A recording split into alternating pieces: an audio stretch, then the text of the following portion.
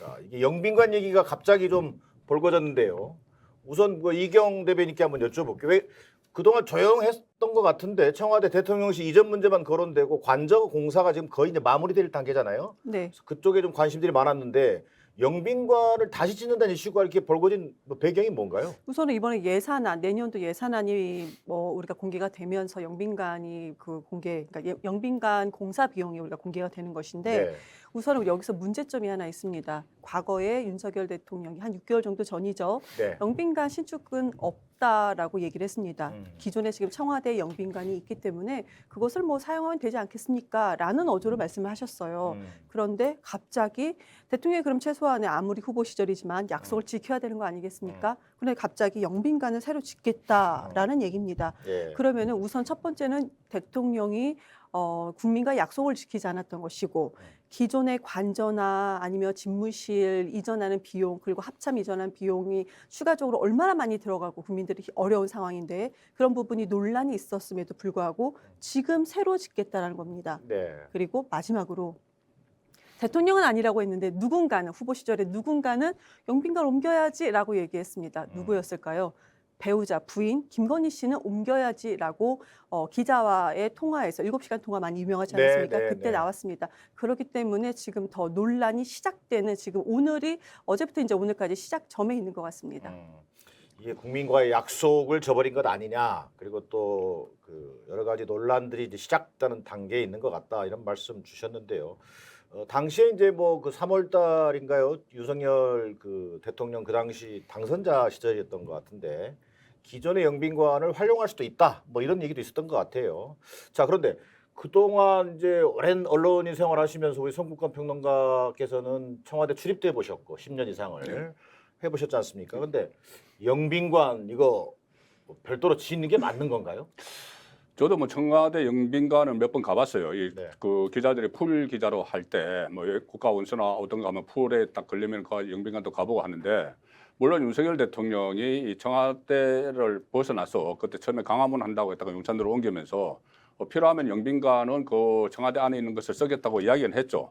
그런데 실제로 지금 해보니 이 국민에게 돌려주고 나서 그러면 만약에 영빈관을 그 청와대를 쓰려면 며칠 동안 또 국민을 통제를 해야 돼요. 그 출입을 못할 그 경호 문제 때문에 뭐 그런 문제도 있고 해서 이 영빈관을 다시 짓기로 예산에 들어갔는데 이것을 한번 생각해 보셔야 됩니다.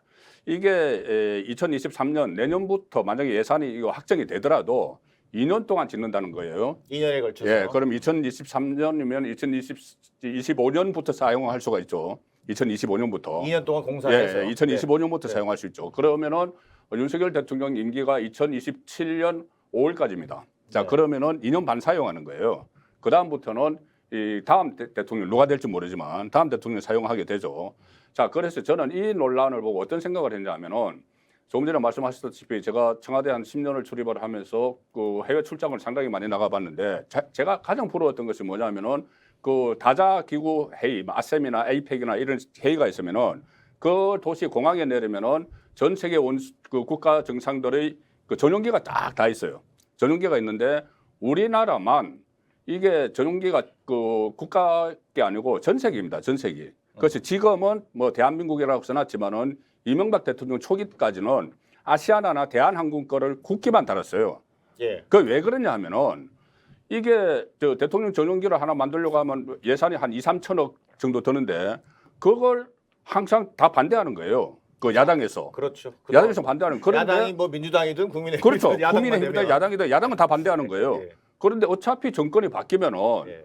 그쪽 소속 정당의 대통령이 쓸 건데 그걸 반대를 하는 거예요. 그러니까 저는 이것도 저 논란이 이런 것을 보고 어차피 2년 반 후에는 이 새로운 대통령이 사용을 하고 할 텐데 굳이 이렇게 그 좀 시비를 삼을 필요가 있나 그런 생각은 해요. 굳이 시비 삼을 필요가 있냐? 좀 국격에 맞게 뭔가 좀 그런 영빈관도 필요한 거 아니겠느냐? 뭐 이런 취지의 말씀이시잖아요. 그렇죠.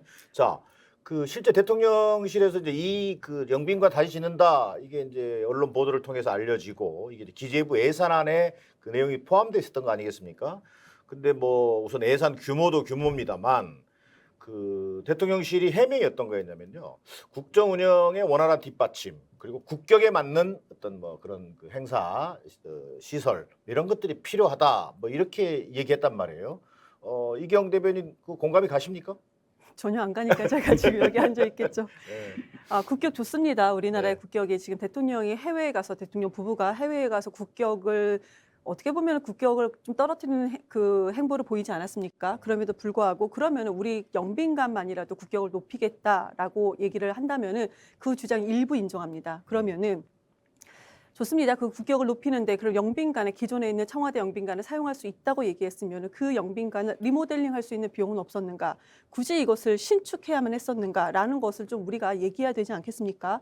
그럼 최소한 국민 세금에 대해서 우리가 이렇게 많이 사용을 하게 된다면은 그냥 몇백억 원대잖아요. 이렇게 많이 사용을 하게 된다면 최소한 우리가 청와대에 있는 영빈관을 대통령이 그 전에 6개월 전에 사용한다고 했음에도 불구하고 우리가 이렇게 한번 알아보니 이것이 좀 부족하다라는 국민을 배려하는, 국민을 위하는, 국민 세금 돈 쓰는 거 아니겠습니까? 네. 그럼 그러한 설명이라도 있어야 되는 것인데 그런 설명이 전혀 없었다라는 거 문제 있죠. 그래서 저는 말씀을 안 드릴 수가 없는 것이고요. 근데 제가 아까 앞에서도 관저나 집무실이라든지 합천 이전 비용을 아까 말씀 안 드렸지만 관저하면 뭐가 떠오릅니까? 관저 이전 비용이 뭐 물론 수의 계약으로 12억 원이 됐다, 측정됐다라는 거 그런 부분도 물론 있겠지만 비대 비용으로만 그러니까 변기 교체 비용만 2천만 원이 넘게 들어요. 비대 화장실에 네. 쓰는 비대. 그러니까 그러니까 저는 이제 비대는 제가 해석한 것이고 변기 저는 교체 부대로 비용. 들었어요. 부대 비용인 줄 알았어요. 근데 비대 비용만 2천만 그러니까 원이다. 그거예요. 그러니까 우리가 언론에서 확인할 수 있는 것은 변기 교체 비용이 2천만 원입니다.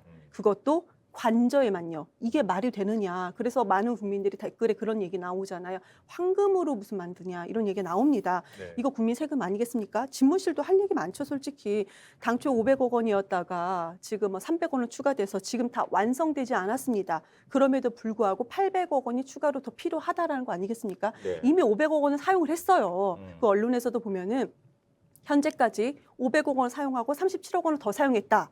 지금 이것이 현재까지인 거고 여기 플러스 300억 원 정도가 추가로 더 필요하다라는 것이 우리가 지금 파악하고 있는 것입니다. 이게 말이 됩니까? 당초에 집무실 이전할 때요. 국민의힘 측에서 뭐라고 했습니까? 아니 인테리어 비용 정도만 우리가 들어가는 것이고 신축은 없다라고 했습니다. 그런데 인테리어 비용이 이렇게 많이 들어간다고 상상이나 할 수 있었습니까?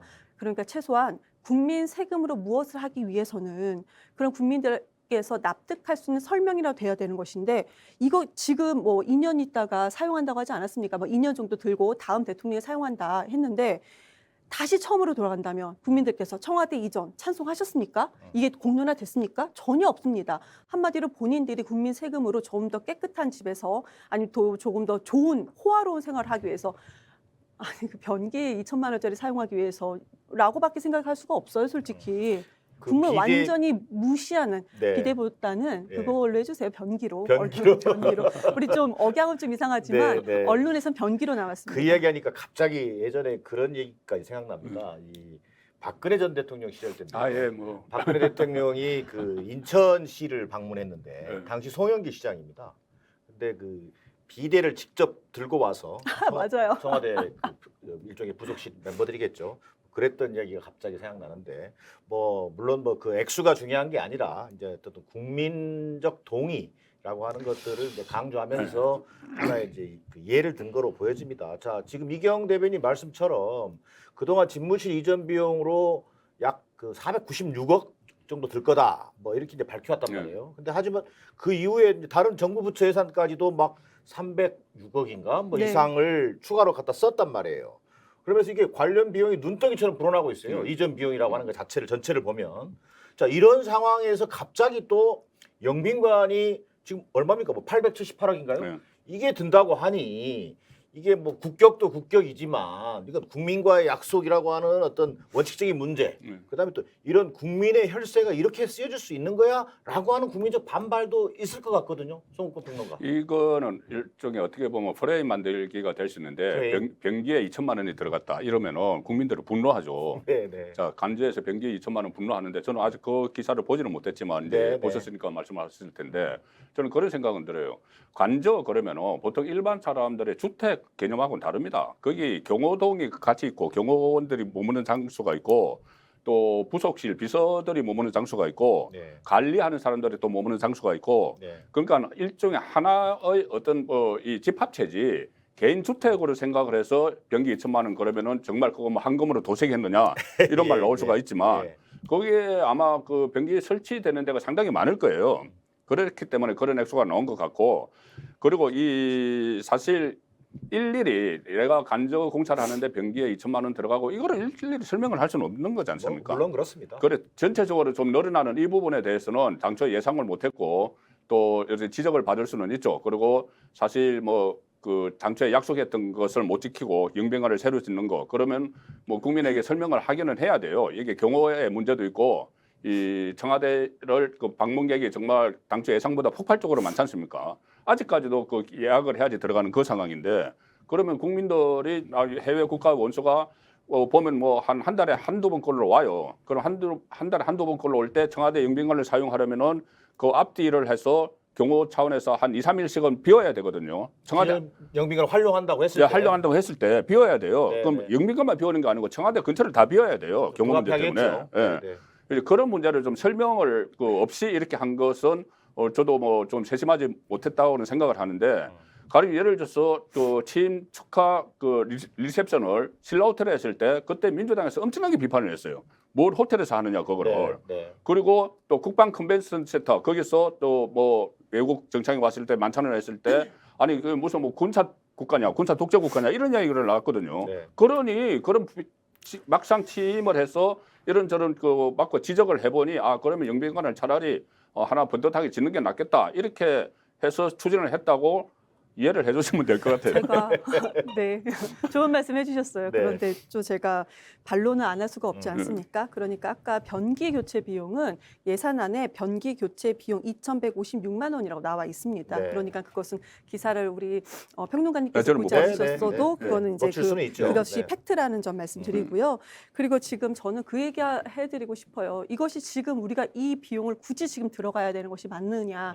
그동안에 그러면은 그 청와대를 사용함에 있어서 아까 국격이라고 말씀 주셨는데 그 많은 것들이 그럼 얼마나 더 우리가 부족했었느냐 그런 것이 공론화된 적이 있었는가 그리고 그것이 국민을 위해서 되는 것인가 그리고 우리 이번에요 그 영빈관을 공사하는데 공사 주체는 대통령실 근데 수혜자가 국민이라고 되어 있어요. 네, 그렇죠. 수혜자가 그게 국민이라고 말이 돼 있더라고요. 됩니까? 영빈관을 우리가 신축을 하는 것인데 왜 수혜자가 국민입니까? 국민은 한 번도 못 들어가는 거 아니에요? 그렇죠. 왜 국민이 수혜자냐 이런 네. 식으로 국민을 국격을 속이는 높이는 거니까 네. 국민 얘기죠. 좀 추상적이긴 하네요. 아, 그런데 국민은 오히려 이것을 듣고 웃긴다 이런 예. 얘기를 안 할 수가 없을 것 같아요. 그렇죠. 우리를 바보로 하는 것인가? 라는 생각을 안 할 수가 없을 것이고 그 신라호텔에서 영빈관에서 취임시켰던 것도요. 들어가지 않아도 되는 비용 33억 원을 왜 들어가게 합니까? 그것도 그렇고 저 비용을 얘기 안 할 수가 없어요. 그냥 이것을 청와대에서 나온다고만 나와 있는 것이 아닙니다. 우리 합찬 이전 비용이 본 건물 짓는 것만 해도 2,980억 원이 들어간다고 국방부 장관이 이미 국회에서 얘기를 했어요. 그런데 합창 공간도 추가적으로 3,500억 원이 더 필요하다고도 이미 얘기했습니다. 언론에 다 나와 있습니다. 그리고 저 세부적인 것도 있지만 그것은 제가 논의로 하고 미군 잔류기지 남아 있지 않습니까? 네. 드래곤 힐 호텔 이전 신축 비용이 3,000억 원입니다. 용산에 있는. 네, 그럼요. 그런데 이것은 미군에 우리가 요청한 거기 때문에 지금 이것은 빠르게 이전하기 위해서는 우리나라가 이것을 비용을 댈 수밖에 없는 것이다라는 그런 관점으로 또 국방부 장관이 이미 얘기를 했고요. 그 국방부에서 군부대 이전 비용은 아직 거론도 되지 않았습니다. 네. 군부대 이전 비용 아직 남아 있어요. 그러니까 이것이 얼마가 될지 우리도 모른다. 마지막으로 국방부가 지금 5곳으로 업무가 막 흩어져서 막 되게 혼란스럽다고 합니다. 국방부 장관이 나와서 했던 얘기. 그래서 별관을 또 리모델링하거나 했던 비용이 193억 원 정도가 더 필요하다고 얘기를 했습니다. 네. 보십시오. 지금 제가 하나하나 지금 큰 줄거리만 말씀을 드려도 이게 말이 되는 예산입니까? 지금? 아직도 눈덩이처럼 불어날 예산이 걱정인 거죠, 지금. 그런데 마지막으로 네. 그럼 이런 거 우리 기존의 대통령실, 집무실 그리고 관저 나라 장터에서 공개도 하지 않는다고 합니다. 수의 계약으로 된다. 이거 공사 이렇게 1조 원 가까이 되는 공사 누가 하는지 알고 있습니까? 몰라요. 네. 비공개예요. 네. 이것이 지금 국민 세금으로 자기 이거 뭐 주머니 돈 마냥 이렇게 사용하는 거에 대해서 어떻게 비판을 안 할 수가 있겠습니까? 네, 천문학적인 예산이 들어가는데 여기에 대한 또 그 예산의 그 사용 방식과 관련해서 이거 짧게 한번 우리 송은권 평론가께 여쭤보겠는데 앞서 설명하셨던 것처럼 내년에 479억, 뭐 또 2024년에 381억 이런 이제 그래서 전체적으로 봤을 때 878억 정도의 신축 비용이 지금 소요될 걸로 본다. 근데 이 설계 시공을 일괄 입찰 방식으로 하고 예비 타당성 조사도 면제했단 말이에요. 이렇게 가도 되는 거예요? 이게 관저공사 같은 경우도 수의계약에서 논란이 좀 있었잖아요. 그건 그 흔히 있는 일은 아니었죠. 흔히 네, 있는 네. 일이 아닌 건 맞습니다. 네, 그런데 거기서 가령 예를 들어서 코바나 컨텐츠에 뭐 설계를 했던 업체가 참여를 했다. 그러면은 그것이 과연 그러면 김건희 여사가 가령 내가 아는 업체니까 그것을 집어넣어 했는지 아니면은 거기에 시행에 참여했던 업체가 보통 그런 그 간급 공사를 맡으려면은 실적이 있어야 되거든요. 그렇죠. 실적을 써면서 그것을 실적을 우리는 이런 실적이 있으니까 해서 했는지 뭐 그것 좀 정확히는 밝혀지지 않았죠. 네. 어쨌든 그 회피했으면 좋았을겠죠. 네. 회피했으면 좋았었는데 그것을 굳이 회피하지 않아서 논란이 일어나는 것은 사실이고 그리고 저는 지금 저 몇백억이 든다고 그 계속 이 비용 가지고 계속 말씀을 하고 그런 지적이 있을 수 있지만 네. 그러면 그 몇백억의 국민 세금이 들어가는 대신 효과는 없느냐? 저는 사실 처음에 청와대를 무작정 옮긴다고 했을 때 상당히 저는 반대했습니다. 제 개인적으로도 제 개인 방송에서도 너무 차분히 생각해야 된다 이런 이야기를 계속 했는데 자 어쨌든 옮겼어요. 옮기고 나서 그러면은 과연 전체 국가로 볼 때 몇백억의 가치가 없느냐? 저는 충분히 있다고 봐요. 두 가지인데 하나는 이 청와대를 떠남으로 해서 이 국민들의 명소가 됐어요. 네, 국민들이 네. 상당히 많이 가고 상당히 많이 협조게 하고 그리고 그 근처 상권도 살아나고 이런 긍정적인 측면이 있습니다. 상권이 그 근처에 살아나는 것은 결국 국가에 도움이 되는 이야기죠. 그리고 국민들이 가서 거기서 즐기고 과거에 대통령이 앉았던 자리에 앉아보고 이런 것은 이 과거에는 상상도 하지 못했던 거죠. 일종의 무형의 효과라는 게 있다는 예, 거죠. 그리고 그 효과가 있고 또 하나 효과가 뭐냐면은 이 윤석열 대통령이 청와대를 나와서 용산 집무실로 가고 나서 이 대통령의 소통 문제 저는 청와대 출입을 10년을 했지만 대통령과 직접 대화 나눠본 게 몇 번 없습니다. 네. 그런데 저는 요새 아침에 도어 스태핑 하는 거 보면 아직도 저는 가슴이 뛰어요. 정말 출입해보고 싶어요. 네, 네. 직접 대통령에게 그날 현안을 물어볼 수 있는 거 이거 물론 그 과정에서 윤석열 대통령이 말을 또 잘못해서 지지율도 깎아먹고 하지만 이런 모습은 과거에 문재인 정부 때까지 그전에 뭐 박근혜 대통령 시절에 저는 그 탄핵된 그 직접적인 이유가 최순실 씨인데 최서원 씨의 존재를 몰랐어요. 청와대 출입 기자들이. 네. 그 안에 그 요리사도 다 아는 최서원이라는 존재를 청와대 출입 기자들은 몰랐습니다. 들어가지를 못하고 물어볼 길이 없으니까는. 그런데 지금은 최소한 그런 그 리스크는 없앴지 않습니까? 막 네. 밀실에서만 일어나고 있는 이런 거. 그래서 저는 그거 두 가지 국민에게 돌아갔다는 것, 청와대가 돌아갔다는 것하고 또 청와대에서 나와서 국민 앞에 대통령이 노출된다는 것, 이 두 가지를 해도 저는 이 뭐 여러 가지 뭐 간접 들어가는 이 비용 물론 뭐 많이 아끼면 좋겠지만 그거는 그 불가피한 비용이라고 생각합니다.